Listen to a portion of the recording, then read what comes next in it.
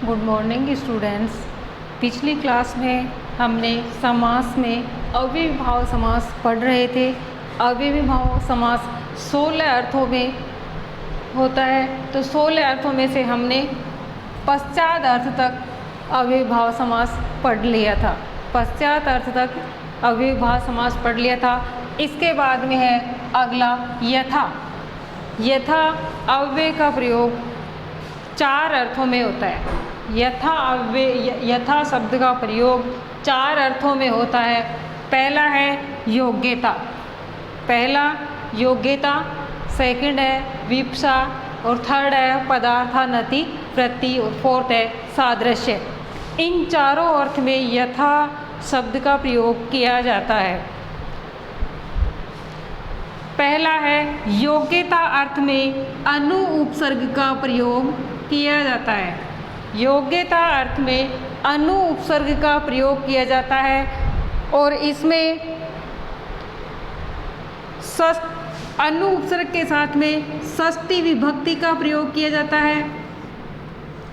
योग्यता अर्थ में अनु उपसर्ग, षष्ठी विभक्ति और षष्ठी विभक्ति अंत वाले शब्द के साथ में योग्यम शब्द लिखा जाता है। योग्यम शब्द लिखा जाता है। जैसे एग्जाम्पल है अनुरूपम, एग्जाम्पल है अनुरूपम। इसका विग्रह करेंगे, अनु उपसर्ग है, अनुरूपम रूप के योग्य, तो इसका विग्रह कैसे करेंगे? रूपस्य योग्यम, रूप के योग्य। इस प्रकार इसका विग्रह हो जाएगा। जैसे ये विग्रह पद आ जाए रूप से योग्यम, तो योग्यता अर्थ में आपको उसमें संयुक्त सामासिक पद बनाना है था, समस्त पद बनाना है, तो रूप से योग्यम का अनुरूपम और अनुरूपम का विग्रह करेंगे तो रूप से योग्यम। इसी प्रकार अनुशीलम, अनुशीलम,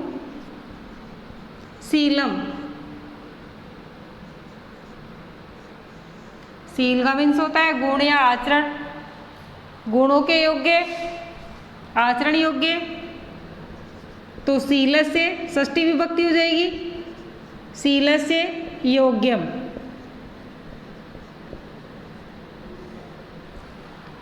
इसी प्रकार अनुगुणम,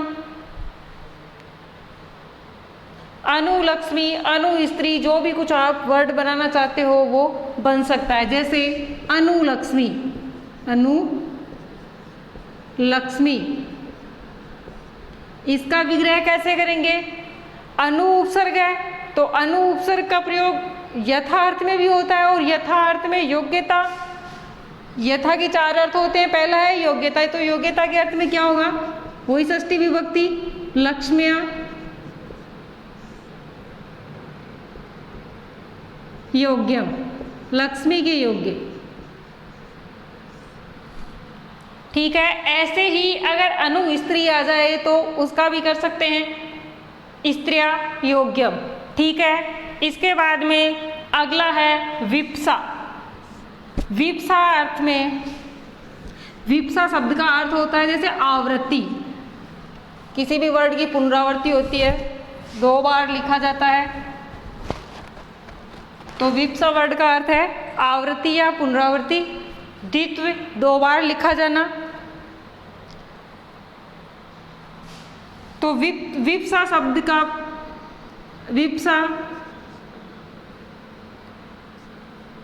प्रति उपसर्ग के योग में किया जाता है। विप्सा अर्थ का प्रयोग प्रति उपसर्ग के योग में किया जाता है और विभक्ति इसमें द्वितीय विभक्ति यूज होती है। प्रति उपसर्ग के योग में द्वितीय विभक्ति प्रयुक्त होती है और विप्सा अर्थ में होने की वजह से यहाँ पे 2 बार लिखा जाता है। जिस वर्ड में द्वितीय विभक्ति होती है उस वर्ड को 2 बार लिखा जाता है, जैसे द्वित्व। जैसे एग्जाम्पल है प्रतिदिनम, प्रतिदिनम, दिन शब्द से पहले प्रति उपसर्ग है, तो प्रति उपसर्ग है तो ये किस अर्थ में है? विप्सा अर्थ में। और विप्सा अर्थ में है तो दिन शब्द है जो 2 बार आ जाएगा, दिन शब्द की पुनरावृत्ति हो जाएगी। तो इसका विग्रह होगा दिनम, दिनम प्रति, अर्थात प्रत्येक दिन। ठीक है। ऐसे ही अगला एग्जाम्पल है प्रत्येकम, प्रत्येकम।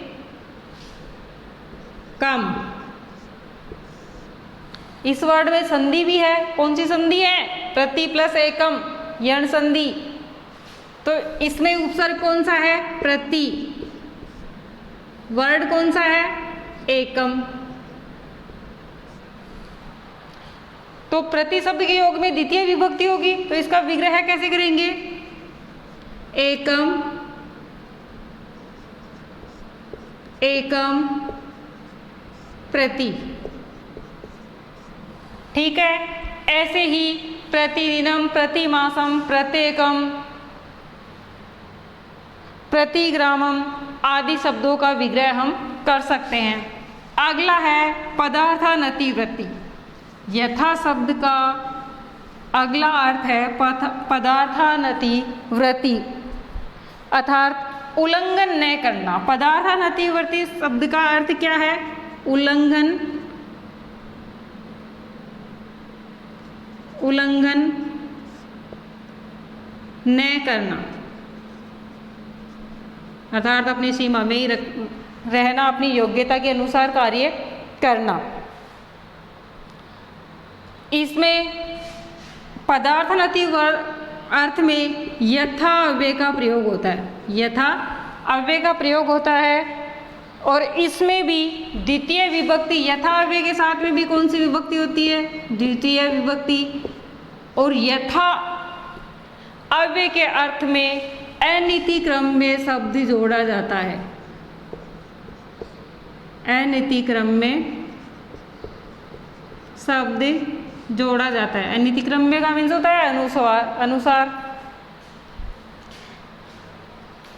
अनिति क्रम में। जैसे एग्जाम्पल है यथाशक्ति, यथाशक्ति। तो इसका विग्रह कैसे करेंगे? यथा अव्यय आ रहा है तो यथा अव्यय शक्ति वर्ड में कौन सी विभक्ति हो जाएगी? द्वितीय विभक्ति, शक्तिम।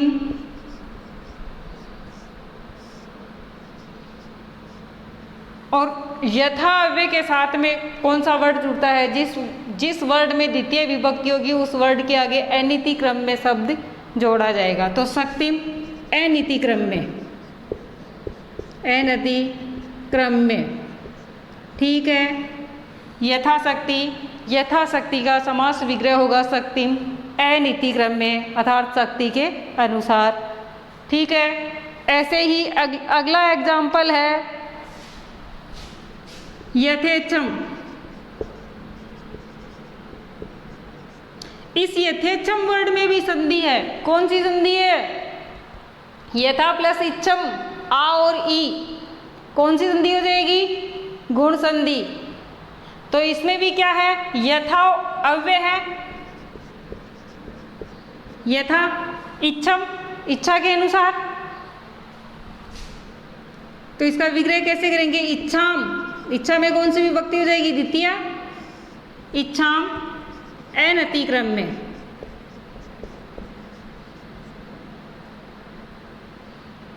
इच्छाम अनिति क्रम में। ठीक है। ऐसे ही यथा गुण है, और भी जैसे कोई भी वर्ड यथा अव्यय जिससे पहले होगा वो वर्ड बन सकते हैं। ठीक है। अगला है सादृश्य। यथा शब्द का लास्ट अर्थ कौन सा है? सादृश्य। सादृश्य का अर्थ होता है समानता। सादृश्य का अर्थ क्या होता है? समानता।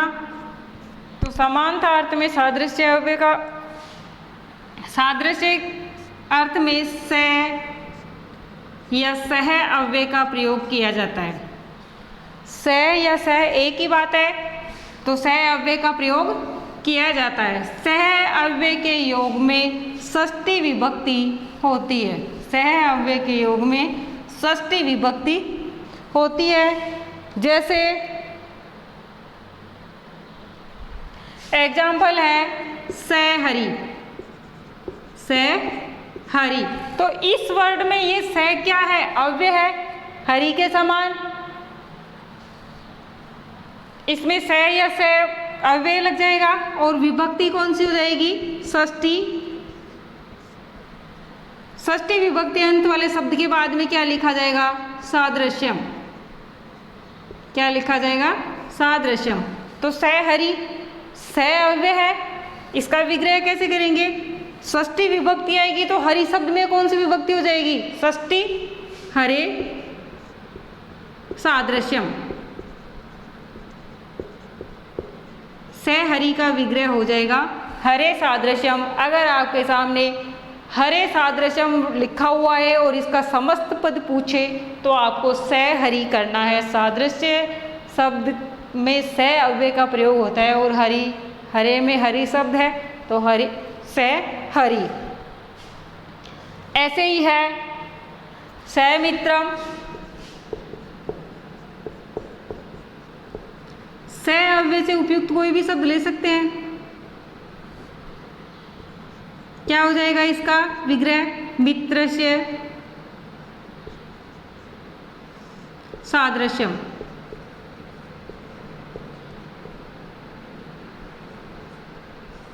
ठीक है। ऐसे ही सविष्णु, ससीतम अनेक वर्डों के आप विग्रह कर सकते हो।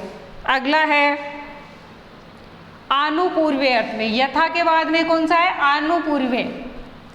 आनुपूर्व्य शब्द का अर्थ है क्रम से। आनुपूर्व्य शब्द का अर्थ है क्रम से।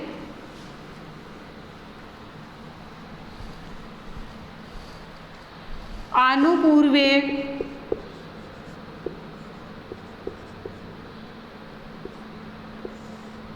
इस वर्ड का अर्थ है क्रम से।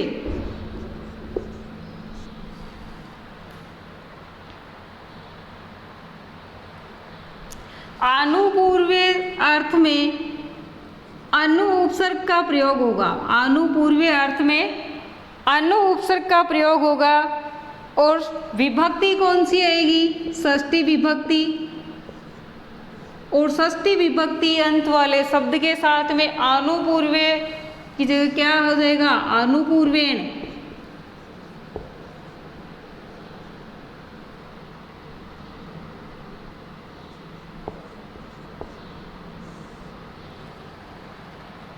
आनुपूर्वेण। ठीक है। इससे जैसे एग्जाम्पल है अनुज्येष्ठम। अनुज्येष्ठम।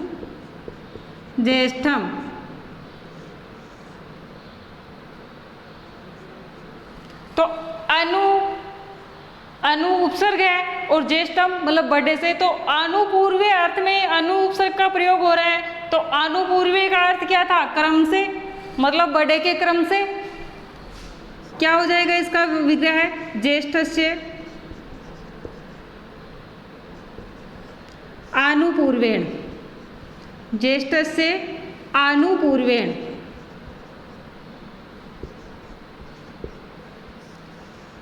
ठीक है। ऐसे ही है अनुकनिष्ठम। अगला एग्जाम्पल क्या है? अनुकनिष्ठम। कनिष्ठ का मीन्स होता है छोटा। तो अनु उपसर्ग आनुपूर्वेण अर्थ में कनिष्ठ से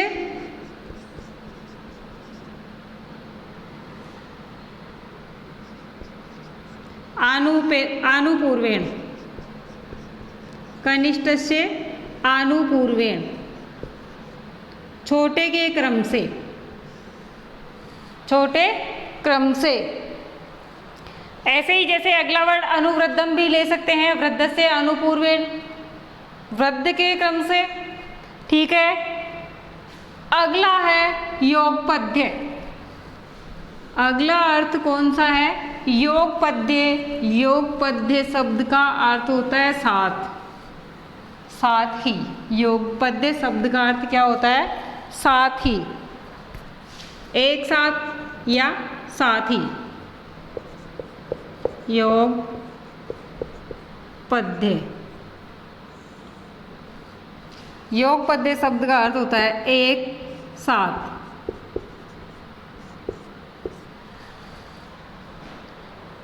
योग पद्य अर्थ में से या सह अव्यय का प्रयोग किया जाता है। योग पद्य अर्थ में से या सह अव्यय का प्रयोग किया जाता है और से या सह अव्यय के साथ में तृतीय विभक्ति प्रयुक्त होता है।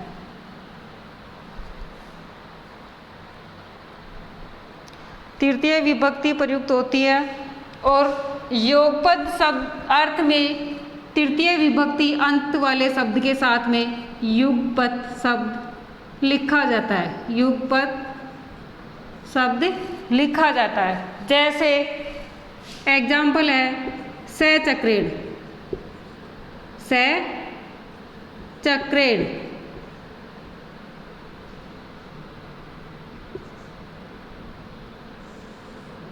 चक्र के साथ, अरे एक साथ है तो सचक्रेण में चक्र के साथ, तो इसका विग्रह कैसे करेंगे? सचक्रम बनेगा। क्या होगा? सचक्रम। सचक्रम का अपन विग्रह करेंगे तो चक्रेण स।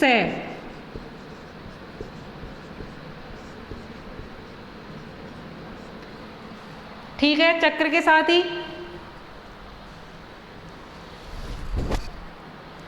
एक मिनट, चक्रेण क्रम से युगपद शब्द का यूज होगा, युगपद। ठीक है, सहचक्रम, इसका विग्रह क्या होगा? चक्रेण युगपद। साथ के लिए युगपद शब्द का प्रयोग होगा। आगे है सजन्म,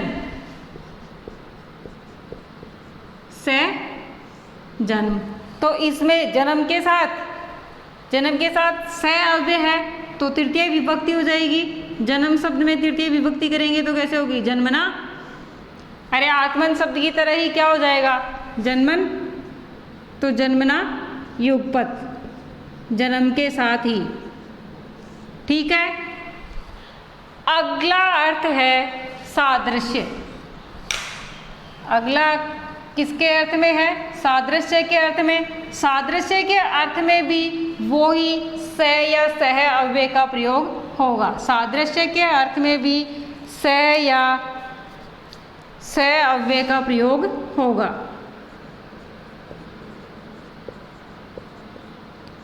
अगला अर्थ कौन सा है? सादृश्य। तो सादृश्य का अर्थ समान या समानता। ठीक है, किस अर्थ, कौन सा अव्यय का प्रयोग होगा? स या सह। ठीक है, विभक्ति कौन सी आएगी?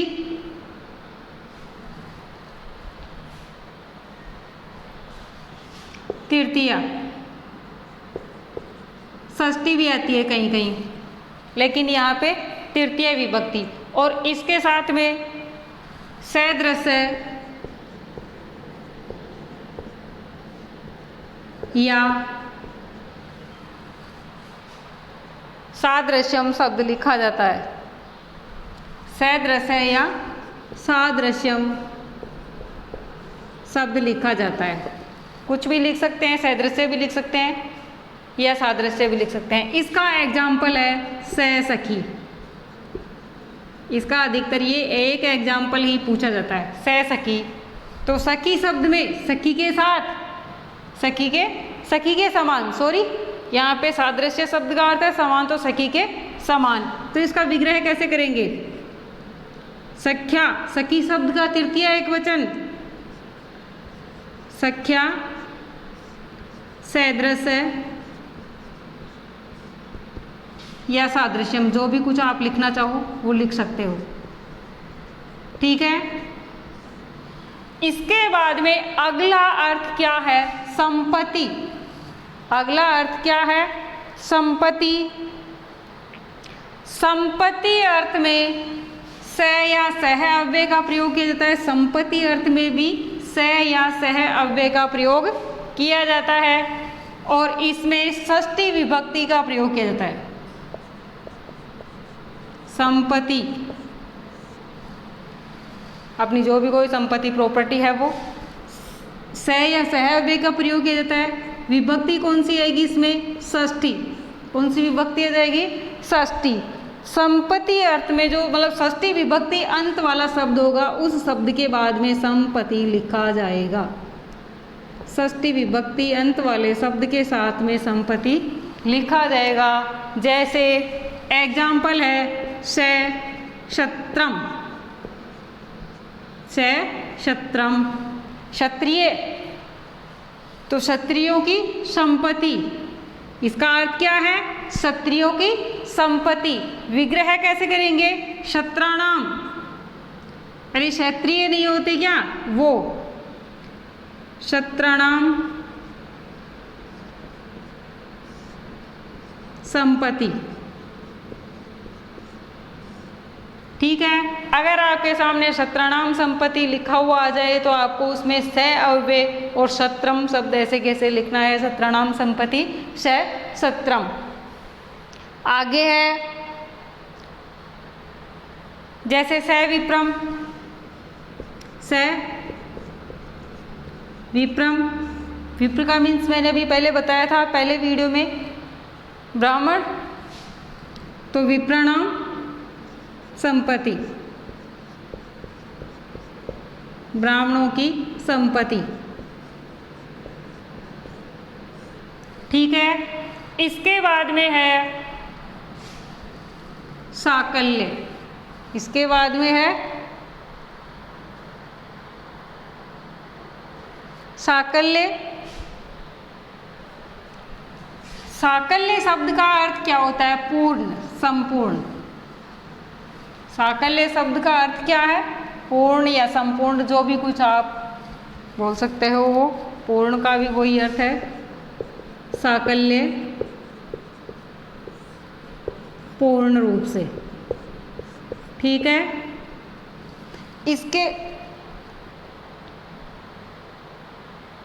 इसमें भी वही स या सह अव्यय का प्रयोग किया जाएगा और षष्ठी विभक्ति साकल्य अर्थ में द्वितीय विभक्ति का प्रयोग किया जाएगा। साकल्य अर्थ में द्वितीय विभक्ति का प्रयोग किया जाएगा और साकल्य अर्थ में द्वितीय विभक्ति के साथ अपि अपरितज्य शब्द, विभक्ति के बाद में अपि अपरितज्य शब्द प्रयोग किया जाएगा। अपि अपरितज्य,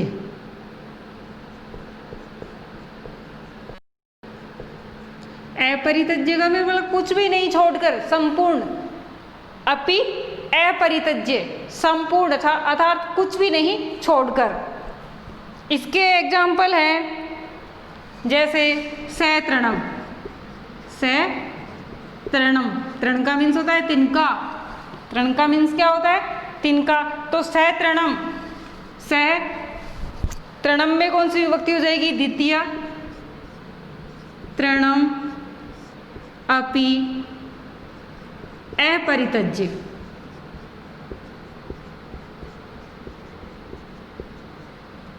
इसका अर्थ हो गया जैसे तिनका भी नहीं छोड़कर। तृणम अपि अपरितज्य, अपि अपरितज्य अर्थ में स या स अव्यय का प्रयोग होता है और साकल्य अर्थ में इसका प्रयोग किया जाता है। साकल्य का अर्थ होता है पूर्ण, संपूर्ण, जो भी कुछ।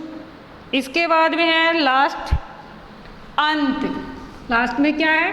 अंत। इस अंत शब्द का यहाँ पे अर्थ होता है जैसे पर्यंत या अंत तक, किसी भी जैसे कोई ग्रंथ ले लो या कुछ और, अंत, जैसे अंत तक, पर्यंत तक। ठीक है, इसका प्रयोग अंत शब्द के अर्थ में भी स या सह अव्यय का प्रयोग किया जाता है। अंत अर्थ में भी स या सह अव्यय का प्रयोग किया जाता है और इसमें द्वितीय विभक्ति का प्रयोग किया जाता है। द्वितीय विभक्ति का प्रयोग किया जाता है। अंत अर्थ में स या सह अव्यय का प्रयोग होने पर द्वितीय विभक्ति होती है और इसमें पर्यंतम अदिते शब्द जोड़ दिया जाता है। पर्यंतम अदिते, पर्यंतम अदिते, जैसे पर्यंतम अदिते स या स अव्यय का प्रयोग, जैसे साग्नि, स अग्नि। तो अग्नि वर्ड से पहले कौन सा अव्यय है? स। तो इसका विग्रह कैसे करेंगे? द्वितीय विभक्ति है अग्नि,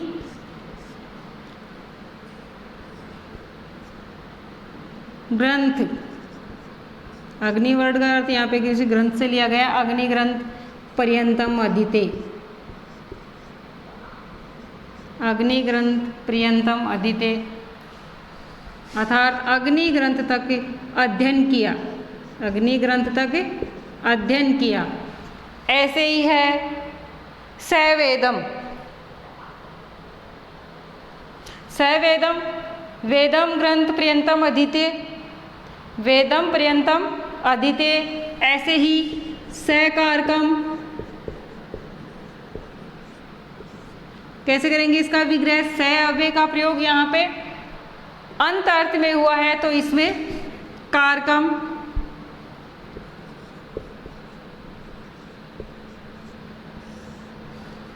कारकम पर्यंतम अधीते, अधीते कारक पर्यंत अध्ययन किया, कारक तक अध्ययन किया। जैसे स समासम भी ले सकते हैं, स समासम क्या हो जाएगा? समासम पर्यंतम, पर्यंतम अधीते। ठीक है, इस प्रकार आपके ये 16 अर्थ कंप्लीट होते हैं। इन 16 अर्थों में जो उपसर्ग और अव्यय प्रयुक्त हुए हैं उन्हीं उपसर्गों में और अव्ययों में अव्ययीभाव समास होता है। इनके अलावा उपसर्ग और भी बहुत से हैं, उनके साथ में नहीं होता है अव्ययीभाव समास। जो ये 16 अर्थों में जो उपसर्ग और अव्यय प्रयुक्त हुए हैं उन्हीं के साथ में अव्ययीभाव समास होता है।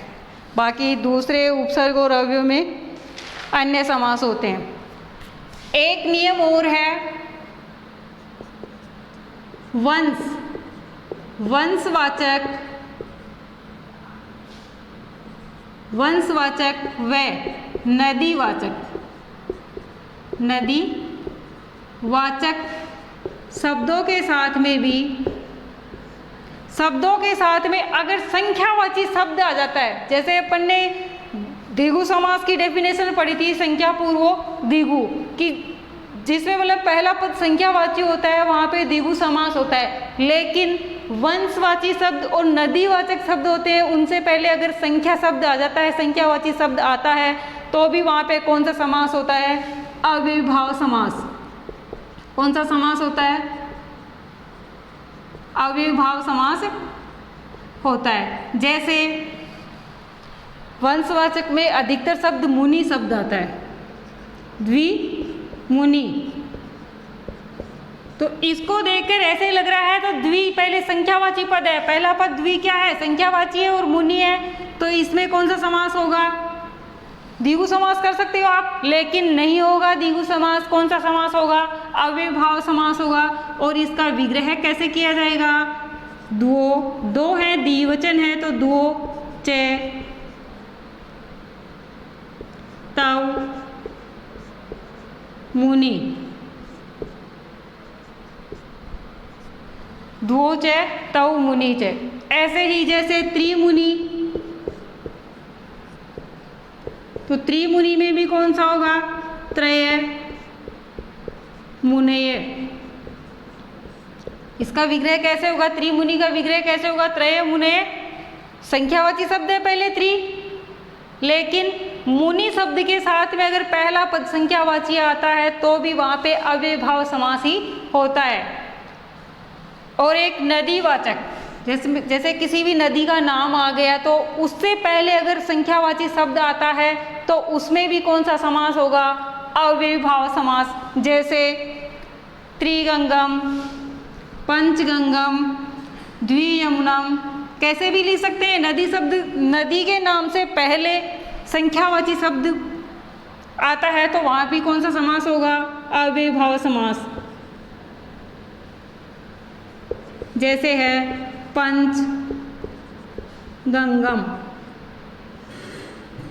पंचगंगम पहला पद संख्यावाची है, लेकिन गंगा शब्द होने की वजह से यहाँ पे कौन सा समास होगा? अव्ययभाव समास। और इसका विग्रह तो मतलब 5 गंगाओं का समूह है। इसका अर्थ क्या होगा? 5 गंगाओं का समूह है। तो पंचानाम गंगा नाम समाहार है। ठीक है।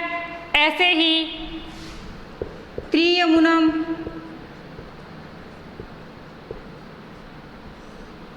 यमुना सबसे पहले संख्यावाची शब्द है, लेकिन नदी शब्द है, नदी है यमुना, तो इसलिए क्या हो जाएगा? इसमें विग्रह है तो द्विगु समास की तरह ही होता है, लेकिन समास कौन सा है यहाँ पे? अव्ययभाव समास। त्रयाणाम,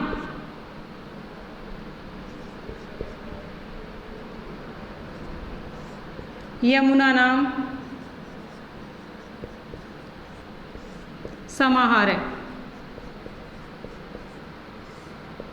ठीक है। ऐसे ही और भी कुछ आ सकता है, जैसे पंच नर्मदम, त्रिगंगम, जो भी कुछ संख्यावाची शब्द ले सकते हैं वो आ सकता है। इसके बाद में एक नियम और है, पार और मध्य शब्द के साथ में नदी का नाम आएगा तो वहाँ पे भी कौन सा समास होगा? अव्ययभाव समास।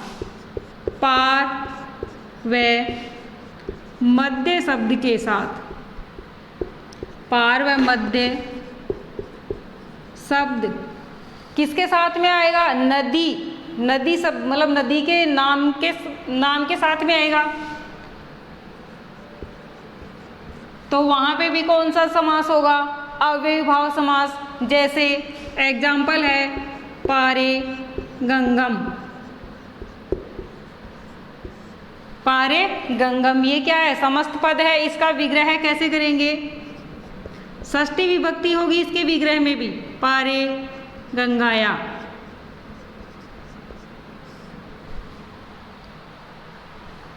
ऐसे ही जैसे इसका पारे यमुनम भी ले सकते हैं, पारे यमुनाया। ठीक है। मध्य यमुनम,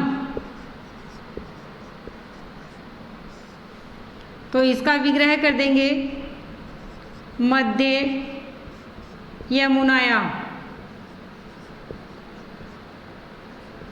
यमुना शब्द भी आकारांत स्त्रीलिंग है, रमा शब्द की तरह ही रूप चलेंगे इसके, तो मध्य यमुनाया।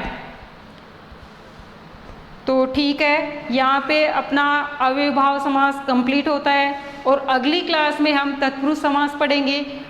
इस समास में अगर आपको कोई प्रॉब्लम है तो आप मेरे पर्सनल नंबर पर कॉल करके पूछ सकते हैं, और इनके जो नोट्स हैं उनको आप कम से कम 2-3 बार रिवाइज करना है आपको, और फिर भी नहीं समझ में आए तो आप पूछ सकते हो।